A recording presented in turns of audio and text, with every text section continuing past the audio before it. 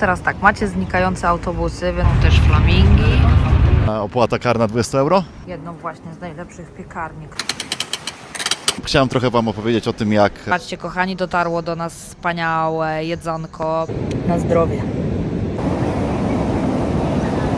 Witajcie na kanale Podróże Karolci. Dzisiaj zabieramy Was na Cypr, a konkretnie do miasta Larnaka. Zapraszamy do oglądania.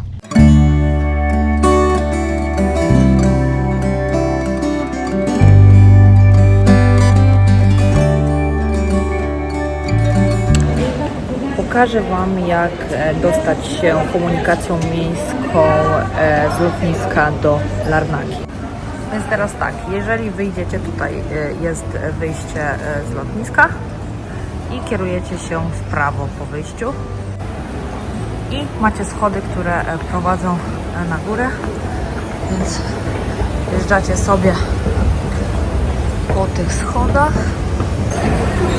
i jak już wejdziecie na górę, kierujecie się w prawo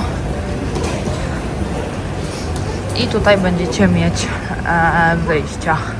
Tu jest jedno, tam dalej jest drugie, którym Wam wygodniej możecie sobie wyjść. My wyjdziemy tym pierwszym wyjściem sobie. Jeżeli chodzi o wyjście, to też tu macie kosty, tu macie samochody, które możecie sobie wynająć i tak dalej, ale dzisiaj nie o tym. Dzisiaj komunikacja miejska, jak dojechać z lotniska do centrum Larnaki. Idziecie później teraz tak jak ja w lewo i idziemy tak do samego końca.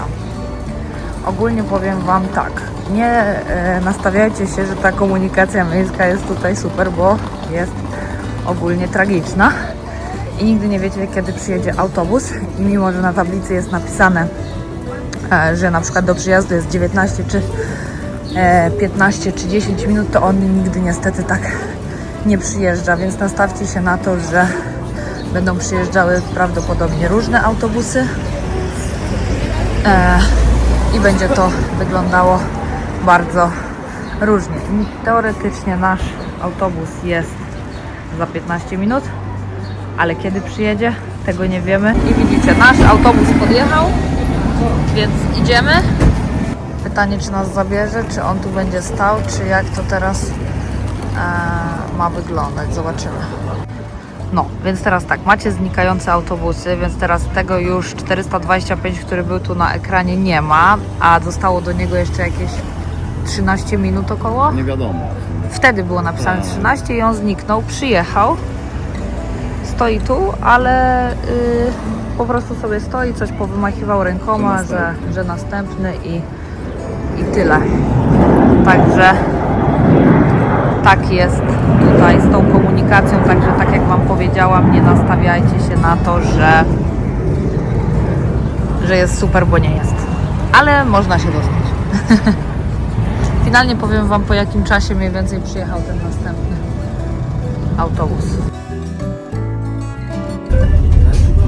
Jeden bilet kosztuje 2,40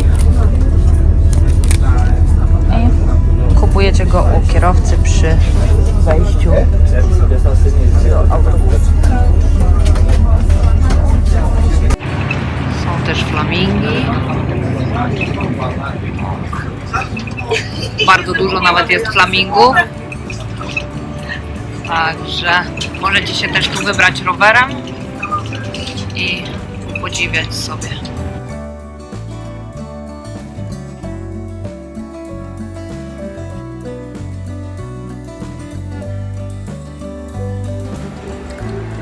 No i zatrzymaliśmy się w takim apartamencie w pierwszej linii brzegowej. Macie tak, sypialnia, widok za oknem sympatyczny, od razu po przebudzeniu macie widoczek na morze, duża ładna łazienka, duży prysznic, macie też jakieś rzeczy pod prysznicem, ręczniki też oczywiście dostajecie, to jeszcze Wam pokażę, tu w szafie macie wszystkie ręczniki, suszarka, poduchy, w ogóle na plaży ręczniki, więc fantastycznie, bardzo duża, dobrze wyposażona kuchnia, wszystko macie czego chcecie i salon, tutaj też są łóżka, więc ktoś może spać i dodatkowo balkon z takim widokiem. Zaczynamy sobie jeść śniadanko.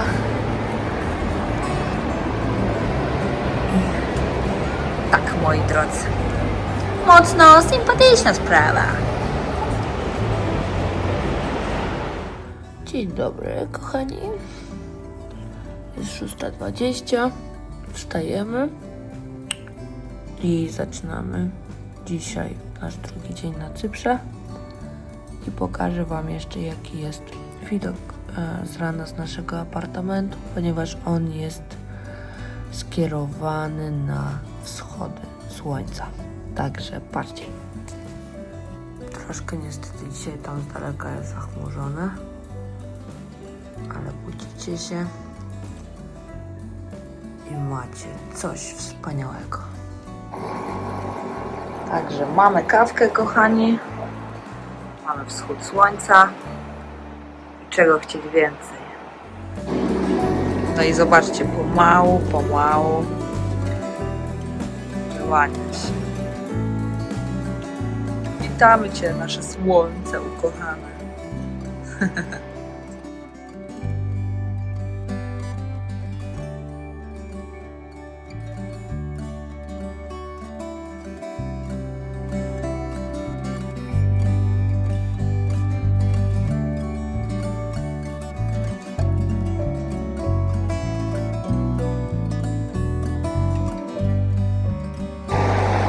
Myślę, że więcej człowiekowi do szczęścia nie jest potrzebne.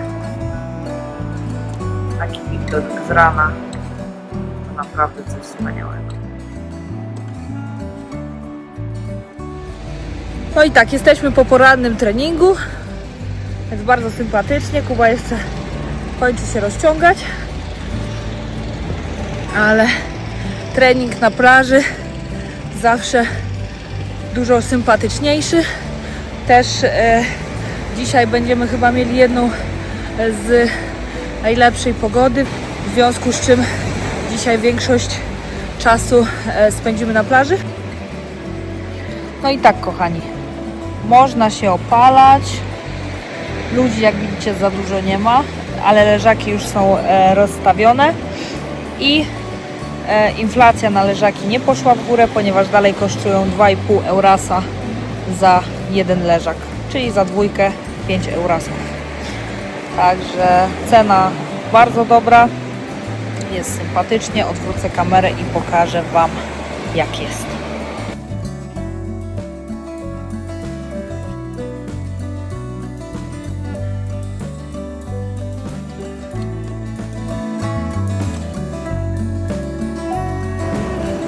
Zawsze po prostu muszę trafić na plaży na jakiegoś truciciela.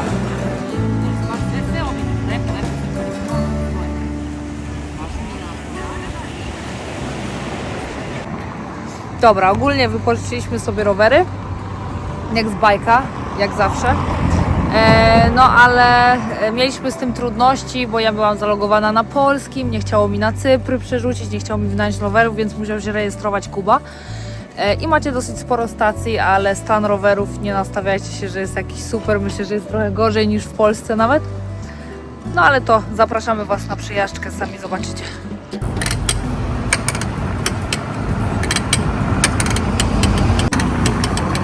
Także rower trzeszczy, ale przynajmniej Kuba wie, gdzie jestem. Tak, a ja wiem, gdzie jest Kuba. Także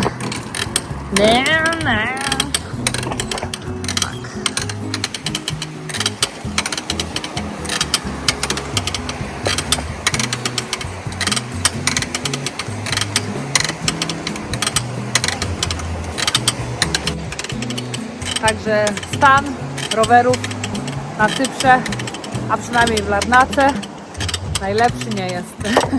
Ale ważne, że jest. No. Można pojeździć. Dobra, powiemy Wam jeszcze o tym Nextbike'u, bo mieliśmy trochę problem tutaj z tym, że cały czas nam przerzuca jakby na polskiego Nextbike'a. I Kubie się udało i on już miał płatność w euro, ja miałam dalej w złotówkach. Tak, tam kwota minimalna to była 10 euro, którą trzeba było doładować, no i później jak wypożyczyliśmy te rowery, no to niestety przy moim po prostu on zaczął piszczeć, więc totalnie nie dało się nic zrobić. I w końcu jak przestał po kilku minutach, no to niestety automatycznie system jakby, nie wiem, zwrócił go poza jakąś strefą, za co dostałem maila, że zostanie tam pobrana opłata karna 20 euro. A my dalej jechaliśmy tym rowerem, wiecie, my w ogóle pojechaliśmy i tak dalej, bo Kuba zobaczył to dopiero zobaczyłeś to w połowie drogi.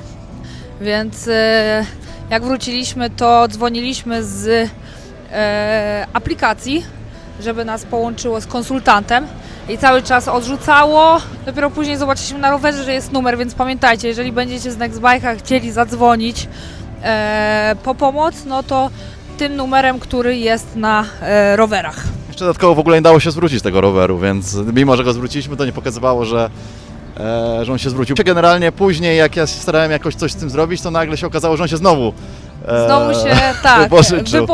Więc jakaś totalna masakra. No ale nie, zadzwoniłem do tego gościa, podałem mu dane, no i on po prostu powiedział, że to mają teraz problemy duże z łącznością też ze względu na tą wojnę, która jest niedaleko. Dobra, jeśli chodzi o restaurację, to teraz jesteśmy w Suwłaki GR. Tak wygląda miejsce. I tam jest, można usiąść też sobie w środku. Są stoliki, więc jak jest zimno, to można w środku. I na zewnątrz jest jeszcze takie miejsce. I też ono jest osłonięte, żeby nie wiało, więc my przeważnie zawsze siadamy tutaj. Zdarzyło nam się raz może usiąść w środku ze względu na to, że byliśmy faktycznie w taki dzień w zimę, że było wiecznie, a teraz jesteśmy już pod koniec marca i początek kwietnia. I to jest jedna z naszych ulubionych restauracji tutaj w Larnace. Mają bardzo dobre ceny i przepyszne jedzenie, które Wam zaraz pokażemy. A jak na razie pokazuję Wam menu i ceny. Więc tak to wygląda. Dodatkowo ich bardzo dobre piwo Keo, które zazwyczaj bierzemy jak tu jesteśmy, bo naprawdę jest bardzo fajne, delikatne i myślę, że warto, żebyście sobie go spróbowali, będąc na Cyprze. Polecasz? Polecamy. Także teraz delektujmy się piwkiem.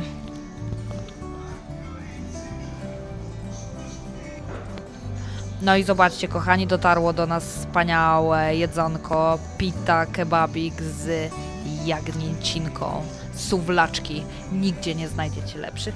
A teraz będziemy robić teścik.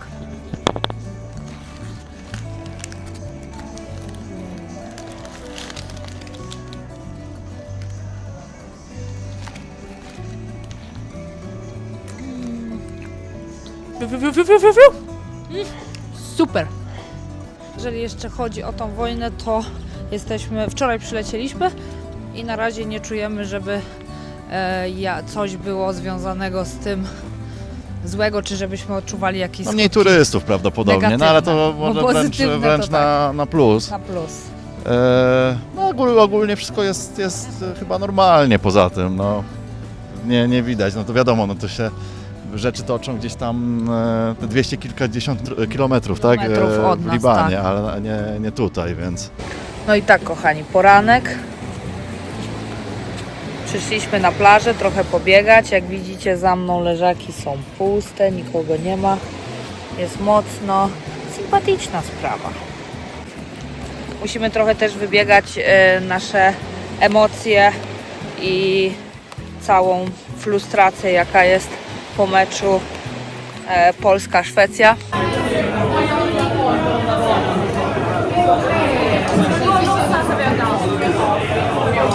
Sami wiecie i oglądaliście pewnie jak było, więc niezbyt ciekawie. Niestety nie dostaliśmy się. Była bardzo duża grupa Szwedów, no niestety mecz nie wyszedł, ale fajnie było to obejrzeć. Też uważamy, że zawsze w pubie fajnie oglądać mecz, bo jest fajniejsza atmosfera i jakoś tak jest sympatycznie. No szkoda, że przegrali, ale zawsze jest jeden wygrany, jeden przegrany, moi drodzy, więc niestety z porażką też trzeba umieć się pogodzić.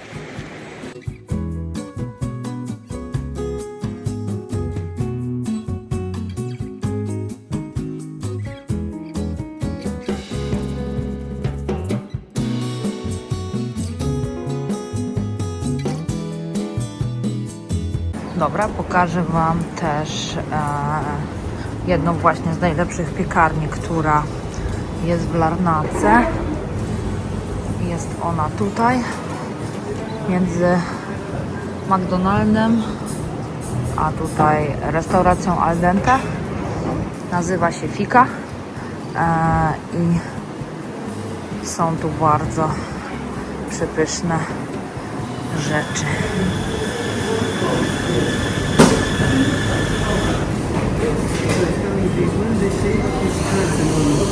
Croissant, pistacjo i chlebek. Chlebek country na zakwasie. Gigantyczny i przepyszny. Ale ceny... No powiem Wam tak, wczoraj byliśmy w piekarni i zapłaciliśmy za chleb u takiego lokalnego pana euro 99? 80. Euro 80.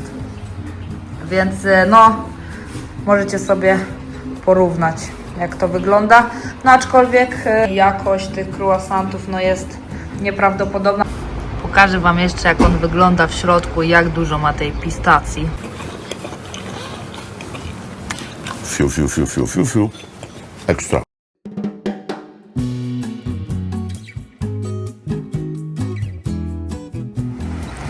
Próbujemy dzisiaj popływać. Woda co prawda ma temperaturę mniej więcej jak w Bałtyku, no ale jest przyjemnie, zrobiło się ciepło, nie ma wiatru, także kochani, próbujemy.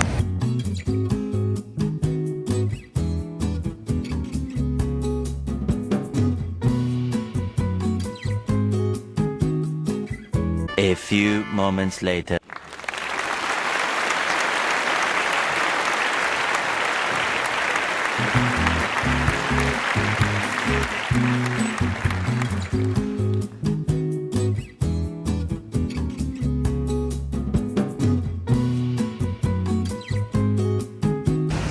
Też zobaczcie, tam już były te leżaki rozstawione 1-2 dni temu, a tutaj właśnie przyjechali ciężarówką i będą rozstawiać dalszą część leżaków, czyli koniec marca to jest taki czas, kiedy te leżaki na Cyprze zaczynają rozkładać. I też tak jak już wspominałam wcześniej, ale na Cyprze płatność za leżaki jest ustalona odgórnie przez państwo i to jest 2,5 euro za jeden leżak. Dzisiaj jest taki dzień, że jest troszeczkę wietrznie bardziej, więc zobaczcie, wstawiliśmy sobie stoliczek do środka i nadal możecie sobie jeść z super widokiem, tylko ze środka, gdzie Wam nie wieje wietrzyk. Także ten apartament polecam z całego serca.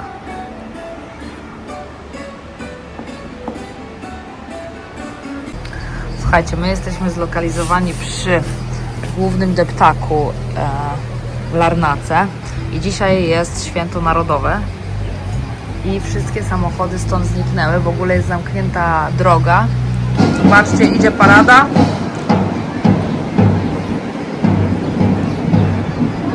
Święto.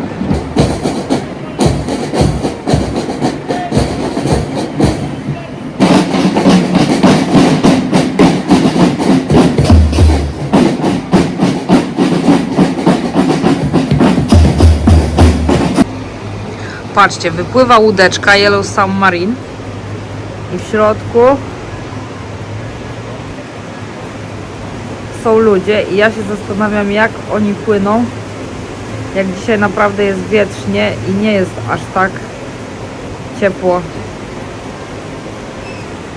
i jeszcze macie opcję ze snorkelowaniem, to zapalenie płuc gwarantowane. Dobra, słuchajcie, przyszliśmy w ogóle do innej restauracji niż byliśmy wczoraj. Bardzo fajne miejsce. Zobaczymy jeszcze jak jedzenie, więc będziemy próbować. I ja zamówiłam sobie suwlaki w picie greckiej, a Kuba zamówił sobie suwlaki w picie cypryjskiej i jest to gigantyczne.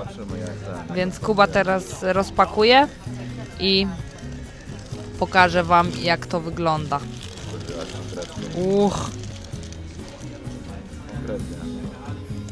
Porcja jest konkretna. Mieliśmy tylko coś przegryźć, mówię.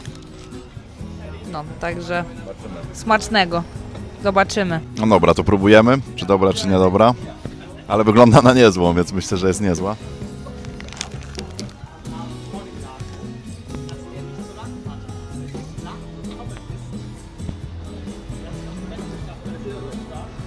Polecamy zdecydowanie. Super. Dobra, pokażę wam teraz ceny w tej restauracji.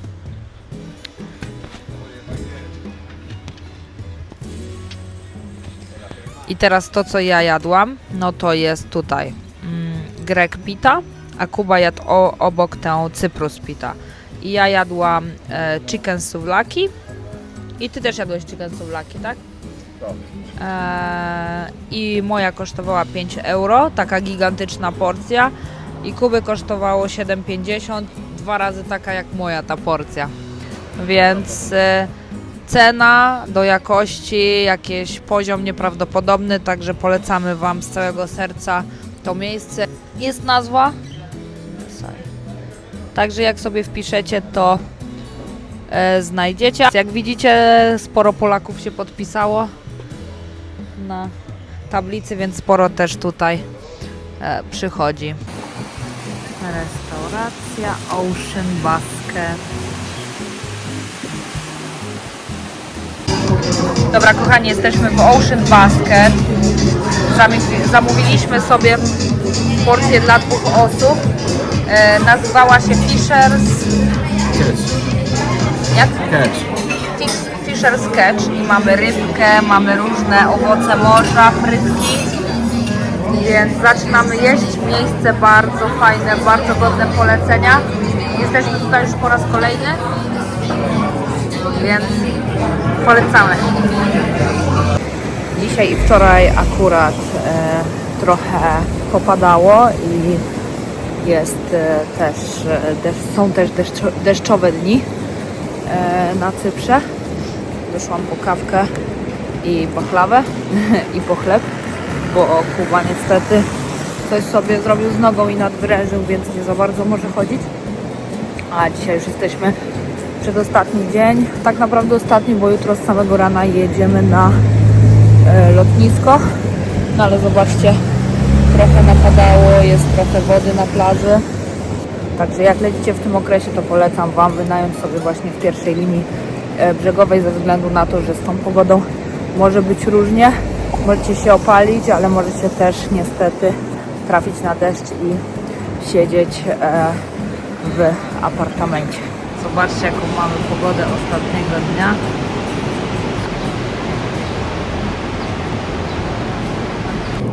Nie wiem, słuchajcie, na ile będzie to widać na wideo, ale chciałam wam pokazać, bo całą noc padało i trochę poranek padało i zobaczcie, jak wszystko paruje z plaży, jak to wygląda, jakby mgła była na plaży.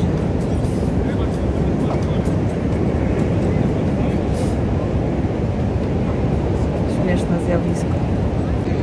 A my tymczasem winko w kubkach do kawy.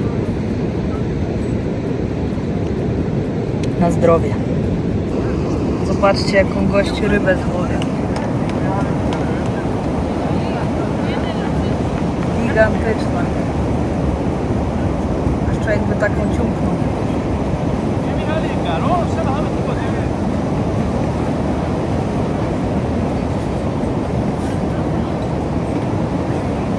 Gość niesie jakiegoś ptaka, chyba w wodzie zmarł.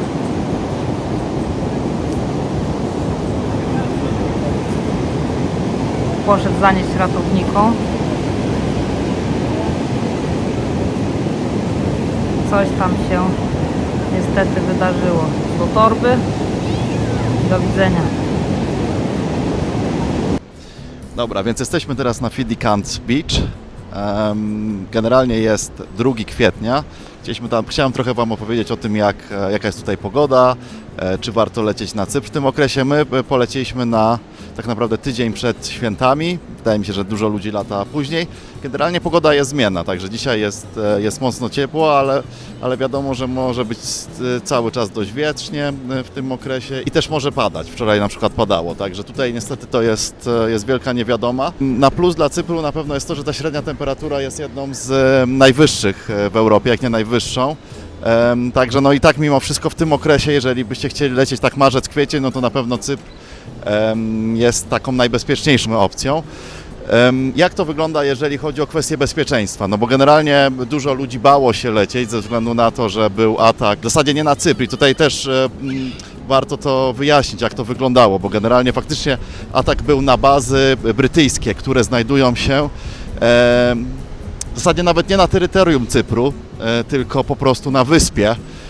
Są to oddzielne bazy, oddzielne terytoria brytyjskie, które nie należą do Cypru, także tak naprawdę Cypr nigdy nie brał udziału w tej wojnie, nie był w nią w jakikolwiek sposób zamieszany, a atak nastąpił tylko i wyłącznie na bazy wojskowe brytyjskie. Wielka Brytania ma 2 bazy, które znajdują się na wyspie i są to oddzielne terytoria Wielkiej Brytanii, tak więc warto to zaznaczyć. Nic się tutaj nie dzieje, na pewno tych turystów jest sporo mniej niż zazwyczaj. Historycznie Cypr też warto to wziąć pod uwagę. Dużo ludzi myli. Cypr to oddzielne państwo, jest ono podzielone na 2 części. Turecką, nieuznawaną tak naprawdę przez nikogo poza Turcją i część europejską, można powiedzieć, bo nie jest to część grecka, jest to oddzielne państwo. Cypr wszedł do Unii Europejskiej w 2004 roku, w 2008 roku przyjął euro. No i tak, jest to całkiem fajny twór, mógłbym powiedzieć. Nie jest to do końca Grecja, gdzieś tam na pewno te wpływy greckie są widoczne, ale jest też dużo wpływów rosyjskich między innymi, ale również Bliskiego Wschodu, także jest to na pewno bardzo fajne miejsce i ze względu też na to, że jest dosyć ciepło, jest ta lokalizacja relatywnie blisko Bliskiego Wschodu, no to jest to jakieś tam, powiedzmy, najrozsądniejsze rozwiązanie, jeżeli szukacie, powiedzmy, ciepłego miejsca. Ja serdecznie też polecam Cypr na przykład w okresie takim nieoczywistym typu październik czy listopad, ze względu na to, że te temperatury są naprawdę bardzo wysokie. My 2 lata temu byliśmy na Cyprze w drugiej połowie listopada i ta pogoda była fantastyczna. Było około 28 stopni w ciągu dnia i około 20 stopni w nocy, więc po prostu coś niesamowitego.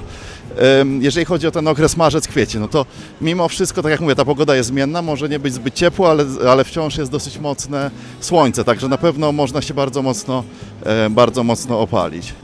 Aha, i co jeszcze? Generalnie Cypr też jest bardzo lubianą destynacją przez Polaków. Tych lotów jest naprawdę bardzo dużo. Oferuje je zarówno Wizz Air, jak i Ryanair, również LOT. Także na pewno jest człowiek w stanie znaleźć loty w dosyć dobrej cenie. Aha, jeszcze może historycznie troszeczkę. Tak więc Cypr uzyskał niepodległość od Wielkiej Brytanii w roku 1970.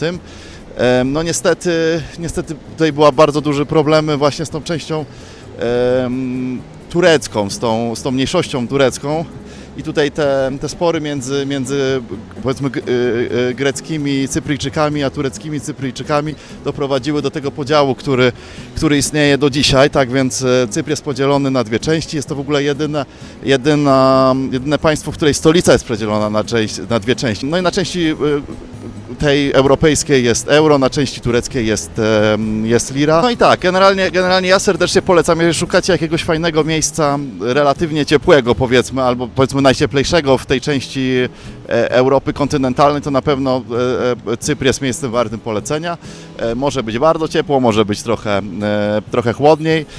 Woda w morzu, bym powiedział, że gdzieś tam oscyluje w tych warunkach bałtyckich w lato, więc nie jest ultra ciepło, ale nie jest też ultra zimno. Nam się udało raz wykąpać. Nie było to, powiedzmy, jakieś może ultra przyjemne doznanie, ale jest to możliwe. No także tutaj wszystko zależy pewnie od kwestii indywidualnych. Co do cen, no to ceny tutaj bym powiedział, że są takie mocno troszkę drożej jak w Polsce, ale generalnie nie jest jakoś ultra drogo, więc wszystko zależy czego szukacie. Na pewno Limassol jest takim droższym miejscem, Larnaca czy Paphos, one są gdzieś tam przystępne cenowo i w tym okresie, jeżeli byście lecieli, to na pewno to są takie miejsca, które są polecane, a Ayia Napa czy Protaras to są miejsca, gdzie prawdopodobnie będzie za dużo ludzi. Tak? Bardzo fajne miejsce.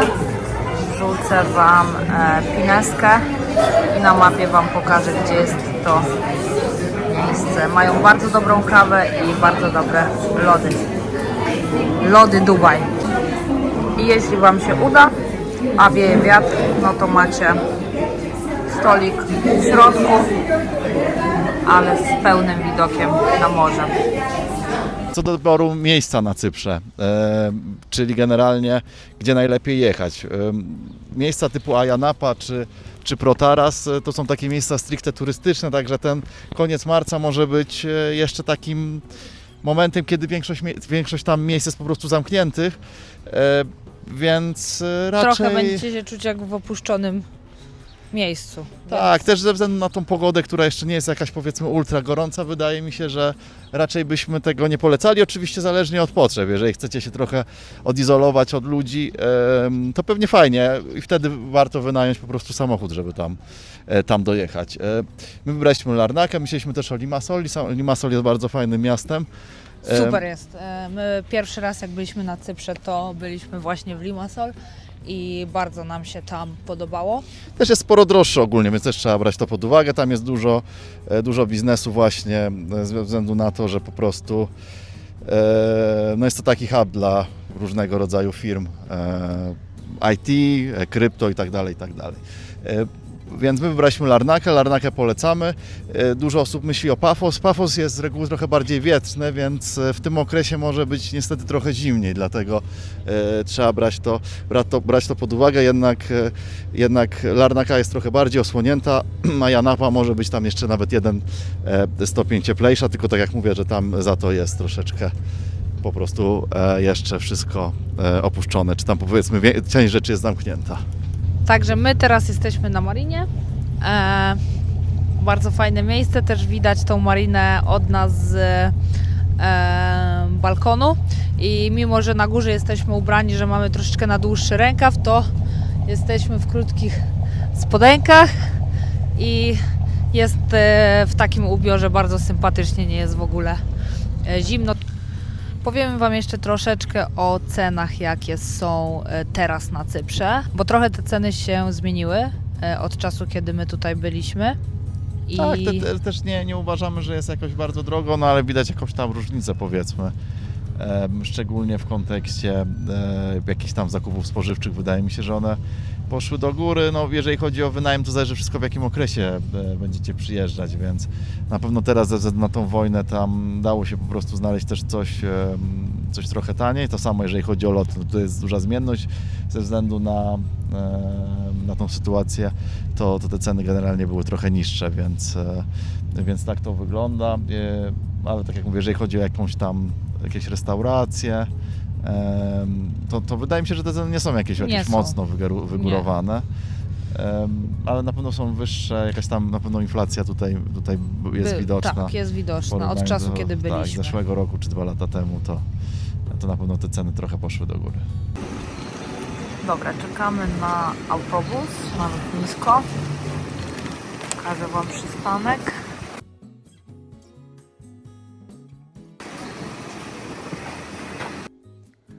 Na zakończenie naszej podróży po Larnace pozostaje coś więcej niż tylko obrazy. To ciepło słońca na skórze, szum fal i te spokojne poranki, kiedy wschód słońca budzi miasto do życia. To właśnie wtedy Cypr pokazuje swoje najpiękniejsze oblicze. Ciche, autentyczne i pełne magii. Cypr nie krzyczy, on zaprasza. Do odpoczynku, do odkrywania, do bycia tu i teraz.